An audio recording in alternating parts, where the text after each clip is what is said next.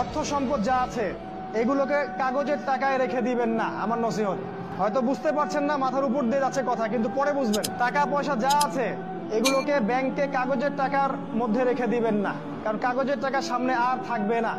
লিখে রাখেন, কয়েক বছর পরে দেখতে পারবেন সমস্ত টাকা হয়ে যাবে ইলেকট্রনিক। খালি পাঠাবেন ইলেকট্রনিক মানি, মানে আপনি টাকা ধরতেও পারবেন না, পকেটে রাখতেও পারবেন না, খালি জানবেন আমার অ্যাকাউন্টে এত টাকা আছে। এই পুরো ব্যাংকিং সিস্টেমটা পড়ে যাবে, থাকবে না। বিশ্বাস না হলে লিখে রাখতে পারেন, এই পুরো ব্যাংকিং সিস্টেম পড়ে যাবে, কাগজের টাকা থাকবে না। কি করবেন তাহলে?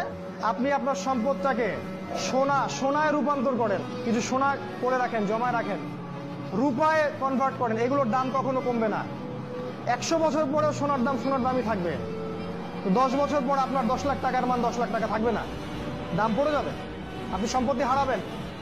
এইভাবে তারা সারা বিশ্বকে লুট করছে, এই কাগজের টাকা দিয়ে তারা সারা বিশ্বকে লুট করছে।